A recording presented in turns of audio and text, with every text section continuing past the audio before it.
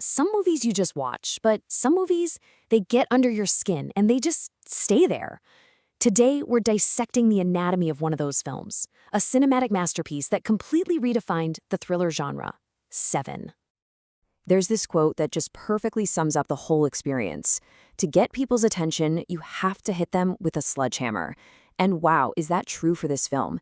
Seven is that sledgehammer. It doesn't just suggest evil, it grabs you and forces you to stare it right in the face. So, how are we going to break this classic down?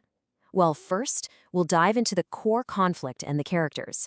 Then we're going to walk step by step into the killer's hellish plan, soak in that uniquely gloomy atmosphere, and of course, break down that unforgettable ending. We'll wrap it all up by looking at Seven's lasting place in cinema history. All right, first up, the conflict and characters. This is all about the hunter and the hunted. So, the whole story gets kicked into gear by a series of truly gruesome murders. But these aren't random. A brilliant, twisted serial killer has decided he's going to deliver a sermon to a world he sees as apathetic, and he's using human bodies as his scripture. And the guys trying to stop him? The film takes that classic buddy cop formula and just perfects it. On one side, you've got Detective Somerset. He's the old veteran, calm, methodical, has seen it all, and is literally 1 week away from retirement.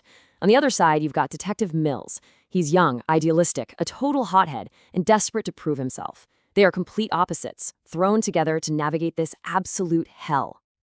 But the tension isn't just about the characters. It's about the film's incredible structure. We are forced to follow the killer's twisted, 7-step plan right alongside the detectives. The entire narrative is built like a checklist from hell. Gluttony, greed, sloth, one by one. Each murder is a grotesque tableau, a work of art dedicated to a specific sin, all in a very precise order. And this structure, it gives you this awful feeling of inevitability, like we're all just turning the pages in the killer's horrifying book. But the story is only one layer here. The film's oppressive, almost suffocating atmosphere, that's where you find the really disturbing message. Man, this world that David Fincher creates just feels relentless. It's always raining, it's always gloomy, the apartments and offices are dark and claustrophobic. You just feel trapped watching it.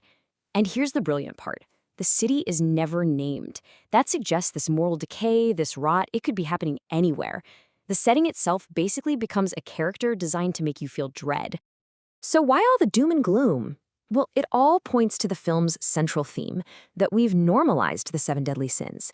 The killer believes, and maybe the film does too, that these things have become so common in our daily lives that we don't even see them as sins anymore. They're just background noise. And that's really the crucial point, isn't it? Seven is so much more than just a serial killer movie. It's a powerful social critique. It's using this hunt for a murderer to talk about the deeper apathy that allows evil to just grow, totally unnoticed. The horror isn't just the crimes. It's the world that made the criminal. Now, all of this dread, this tension, this philosophy, it's all building to one place. A moment so iconic, it has its own chapter in movie history, the unforgettable final act. After nearly 2 hours stuck in that dark, rainy city, the film suddenly throws us out into a desolate, sun-scorched desert. You'd think the open space would bring some relief, but nope, it's even more tense. And it all boils down to this single, terrifying question when a delivery van shows up in the middle of nowhere. What's in the box? This is where the killer, John Doe, completely flips the script. He reveals his own part to play in his sermon. The 6th sin is his. Envy. He tells Detective Mills that he envied his ordinary life, a life with a loving wife, a home, a future, a life he could never have. And by revealing that the box contains the head of Mills's wife, Tracy, the killer masterfully sets his final trap.